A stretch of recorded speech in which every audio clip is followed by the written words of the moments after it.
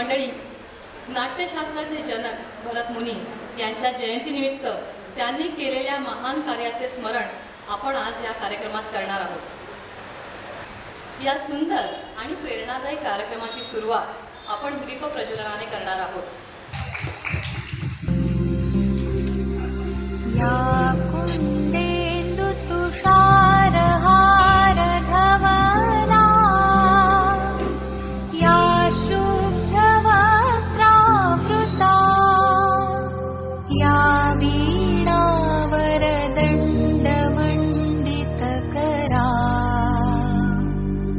या श्वेतपद्मासना।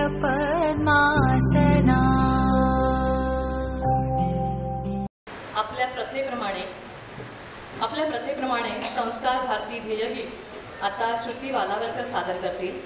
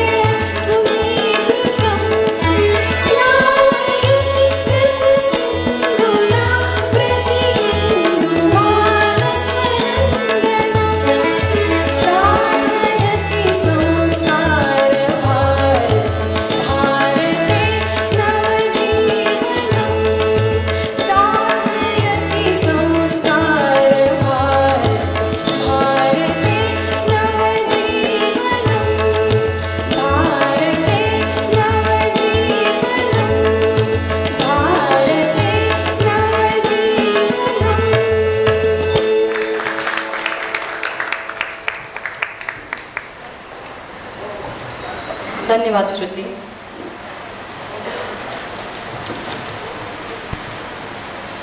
रसिक हो, ज्या कार्यक्रमासाठी आपण आज सगळे एकत्र जमलेलो आहोत त्या मूळ कार्यक्रमाकडे आपण आता वळूया, म्हणजेच भरत मुनी स्मरण दिन। भरत मुनी हे प्राचीन भारतातील एक महान तत्त्वज्ञ, नाट्यशास्त्रज्ञ आणि कवी होते. त्यांना भारतीय नाट्यकलेचे जनक मानले जाते. भरत मुनी यांनी नाट्यशास्त्र हा ग्रंथ लिहिला आहे, जो सुमारे 2000 वर्षांपूर्वी लिहिला आहे. या 36 अध्याय आहेत आणि सुमारे 6000 इतके श्लोक आहेत. हा ग्रंथ जो भारतीय नाट्यकलेचा अगदी पाया म्हणून ओळखला जातो. भरत प्रणीत ग्रंथाच्या पहिल्या प्रकरणात निवेदन केल्याप्रमाणे या नाट्यशास्त्राबाबत एक अतिशय रंजक अशी कथा आपल्याला वाचायला मिळते. ती कथा वाचणं सुरुवात केलं आणि त्याच्या मागची जी मूळ भूमिका होती, हे कशापासून सुरुवात झालं हे समजायला सुरुवात झाली. तर ही कथा मी थोडक्यात इथे सांगते. ही कथा अशी आहे, अतिशय प्राचीन काळी जेव्हा सत्ययुगाचा अंत होऊन त्रेतायुगाचा प्रारंभ झाला होता, तेव्हा सर्वसामान्य लोक काम आणि लोभ या वासनांनी वशीभूत झाले होते. त्यांच्यामध्ये रजोगुणाची प्रवृत्ती दिसू लागली होती. काम, क्रोध, लोभ इत्यादी विकारांचा पगडा लोकांच्या मनावर बसू लागला होता. तेव्हा महेंद्र आणि इतर देवदेवता ब्रह्मदेवाकडे आल्या आणि त्यांनी ब्रह्मदेवाकडे साकडं घातलं की हे देवा, देव, दानव, गंधर्व, राक्षस इत्यादी सगळ्यांचेच दुःख दूर करणारा एक नवा वेद तुम्ही निर्माण करावा, जो डोळ्यांना आणि कानांना सुख देईल. शूद्रांना तर वेद ऐकणे शक्य नव्हते. त्यामुळे अशा एका वेदाची तुम्ही निर्मिती करावी, जो कुणालाच निषिद्ध नसेल, तो सगळ्याच वर्णांना उपयोगी ठरेल. अशा एका पंचमवेदाची आज नितांत गरज आहे. तेव्हा तुम्ही कृपया तो निर्माण करावा. तेव्हा ब्रह्मदेवाने सगळ्यांच्याच विनंतीला मान देऊन नाट्यवेद या पंचमवेदाची निर्मिती करण्याचे मान्य केले. ते म्हणाले, हा पंचमवेद धर्म आणि अर्थ प्रदान करणारा असेल, तो यश देणारा असेल, समाजाला उपदेश करण्याचे सामर्थ्य या पंचमवेदात असेल, येणाऱ्या पिढ्यांसाठी तो मार्गदर्शक असेल. असा सर्व संकल्प करून ब्रह्मदेवाने सर्व वेदांचे स्मरण केले आणि 4ही वेदांना सामावून घेणारा नाट्यवेद हा पंचमवेद निर्माण केला. या ब्रह्मदेवाने काय केले तर ऋग्वेदातून या पंचमवेदासाठी संवाद घेतले, सामवेदातून गायन स्वीकारले, यजुर्वेदातून अभिनय घेतला आणि अथर्ववेदातून रस घेत नाटकाची संवाद, गायन, अभिनय आणि रस अशी 4ही अंगे सामावून घेणारा नाट्यवेद निर्माण झाला. नाट्यवेद हा अशा प्रकारे वेदांच्या आणि उपवेदांच्या तत्वांचा समावेश करणारा पंचमवेद ठरला. हा 5वा वेद पंचमवेद म्हणजेच नाट्यशास्त्र होय. ब्रह्मदेवाने रचलेले मूळ नाट्यशास्त्र फारच तात्विक स्वरूपाचे, थोडेसे अवजड आणि थोडेसे क्लिष्ट असल्यामुळे व्यावहारिक दृष्टीने त्याचा फारसा असा उपयोग होत नव्हता. म्हणून ब्रह्मदाने भरताला म्हणजेच भरत मुनींना बोलावले आणि हा ग्रंथ सुगम, व्यावहारिक आणि उपयुक्त करण्यासाठी त्याला विनंती केली. त्यानंतर भरतमुनी यांनी नाट्यशास्त्र हा ग्रंथ लिहिला, जो भारतीय नाट्यकलेचा पाया म्हणून आज ओळखला जातो. व्यापक अर्थाने जर आपण बघितलं तर नाट्यशास्त्र हा नाटकाच्या सादरीकरणाचे यमनियम प्रस्थापित करणारा, म्हणजेच काय तर नाटकाला एक ठराविक अशी चौकट देणारा ग्रंथ आहे. तो नाटकाच्या सादरीकरणाची समीक्षा करणारा ग्रंथ आहे. रससिद्धांत हा सुद्धा भरतमुनी यांच्या नाट्यशास्त्रातील एक मूलभूत संकल्पना आहे. रस म्हणजे काय तर रस म्हणजे आस्वाद किंवा अनुभव. भरतमुनी यांनी एकूण 8 रस सांगितले आहेत, जे मानवी भावनांचे प्रतिनिधित्व करतात. हे 8 रस कुठले बरं? आपल्या बऱ्याच जणांना हा परिचित असतीलच. शृंगार रस, जो प्रेम आणि सौंदर्य दर्शवतो. हास्यरस, विनोद आणि हास्याचं प्रतीक. करुण रस, जो दुःख आणि करुणा व्यक्त करतो.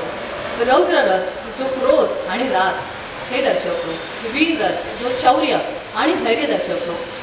भयानक रस, भीती आणि भय दाखवणारा हा रस. विभत्स रस म्हणजे घृणा किंवा तिरस्कार. आणि 8वा म्हणजे अद्भुत रस, म्हणजेच आश्चर्य आणि विस्मय. हे 8 रस भरतमुनींनी त्यांच्या ग्रंथात दर्शवले आहेत.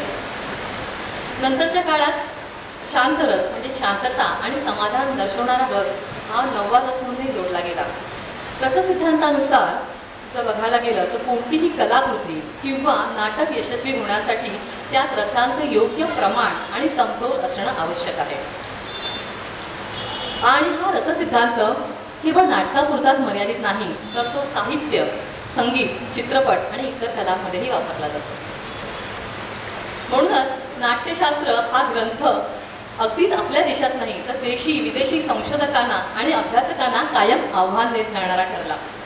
प्रत्येक कालखंडावर यावर चर्चा होत गेली आणि ती यापुढे होत राहील यात संशय नाही.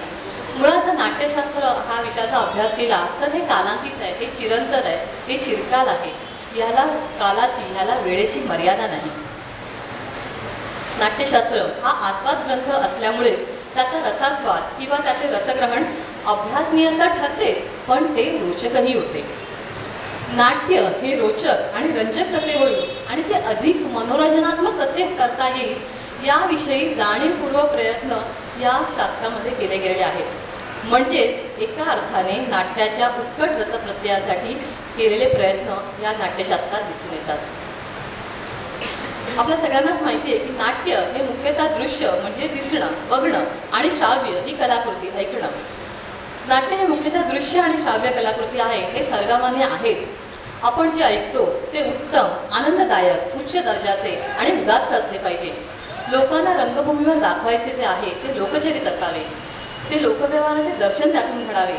त्यामुळे श्रोत्यांना शिक्षण आणि प्रेक्षकांना मार्गदर्शन मिळेल अशी नाट्यशास्त्राची मूळ कल्पना राहिली. नाटकाने नैतिक शिक्षणाचा डौल आणता कामा नये, मात्र त्याच वेळी नाटकाने करमणुकीबरोबर उद्बोधनही करावे ही ह्याची मूळ संकल्पना होती. मुळात रंगभूमीवर काय दाखवायचे आणि काय दाखवू नये इतकेच नव्हे, तर ते दाखवायचे ते कसे दाखवले जावे याचा सगळा अभ्यास भरतमुनीने आपल्या ग्रंथात अत्यंत पारदर्शकपणे केलेला आहे आणि तो अक्षरशः अगदी नीटपणे तो लिहिला गेलेला आहे. मुळात भारतीय नाटकाला विशिष्ट स्वरूप आणि उद्दिष्ट बहाल करून जनतेच्या सामाजिक आणि सांस्कृतिक जीवनात नाट्याला फार महत्त्वाचे स्थान आहे आणि हे निदर्शनाला आणून देण्याचे नाट्यशास्त्राने फार मोठी कामगिरी बजावली आहे. या ग्रंथाचा मोठेपणा याच गोष्टीत सामावला आहे हे असं म्हटलं तर वावगं ठरणार नाही. मनोरंजनाचे आणि लोकशिक्षणाचे साधन या नात्याने जर नाटकाला कोणी प्रतिष्ठा मिळवून दिली असेल तर ती भरतमुनीने मिळवून दिली आहे, त्यात शंका नाही. नाट्यशास्त्रावर आधारित पहिलंच नाटक भरतमुनीने सादर केलं. जेव्हा ब्रह्मदेवाने भरतमुनीला सांगितलं की मी नाट्यशास्त्र लिहिलं आहे, थोडंसं क्लिष्ट आहे, पण तू ते सहज, सुंदर, सहजरित्या कर. तर त्यांनी जेव्हा ह्या नाट्यशास्त्राची निर्मिती केली संस्कृतात, तर त्याचं पहिलं नाटक होतं अमृत मंथन. पण पहिल्याच नाटकाच्या शेवटी काही कारणाने गोंधळ उडाला.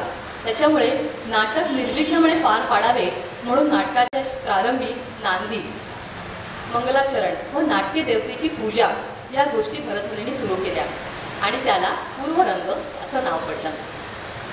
त्यामुळे प्रत्येक नाटकात जर तुम्ही बघाल तर प्रारंभी नांदी, मग प्रवेश आणि नृत्य गायनाने ही आता नाटकाची सुरुवात दर कार्यक्रमात होते. प्रारंभापासून अखेरपर्यंत नाटकाची संपूर्ण रचना कशी असावी त्याचे नियम नाट्यशास्त्राने घालून दिले आहेत आणि हेच अगदी चिरकालीन आहेत, चिरंतन आहेत. भरतमुनीने आपल्या ग्रंथात नाट्य विषयाच्या अंगोपांगाचे बारीक सारीक तपशिलांचे इतके विस्तृत विवेचन केले आहे की त्यांच्या परिश्रमांचे आणि दीर्घ प्रयत्नांचे कौतुक वाटल्याशिवाय राहत नाही.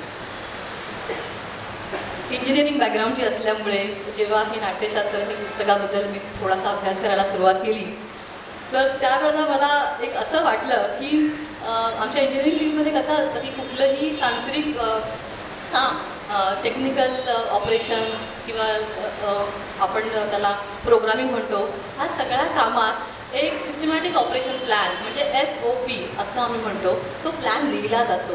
त्यात काम, त्याचा उद्देश काय, कोण करणार, कसं करणार, कामाची जबाबदारी, विभागणी, ते कसं असावं, त्याची डिलिव्हरी कशी करावी, त्याच्यासाठी कोण कोण जबाबदारी व्यक्ती आहेत, हा सगळ्याचा SOP सिस्टमॅटिक ऑपरेशन प्लॅन हा लिहिला जातो.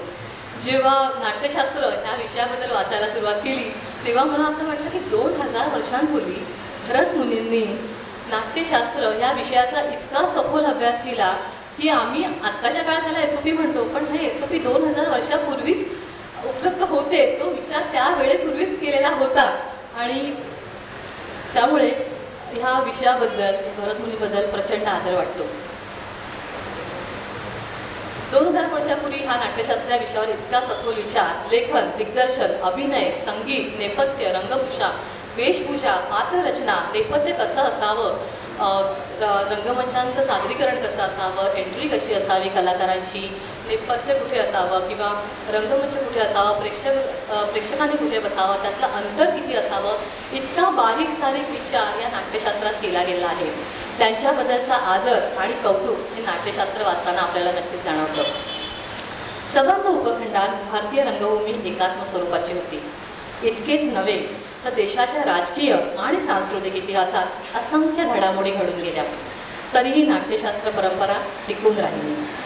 भरतमुनी आणि त्यांचे नाट्यशास्त्र हे अभूतपूर्व कर्तृत्व आहे, हे यात शंका नाही. अशा या महान गुरूंना माझा साष्टांग प्रणाम.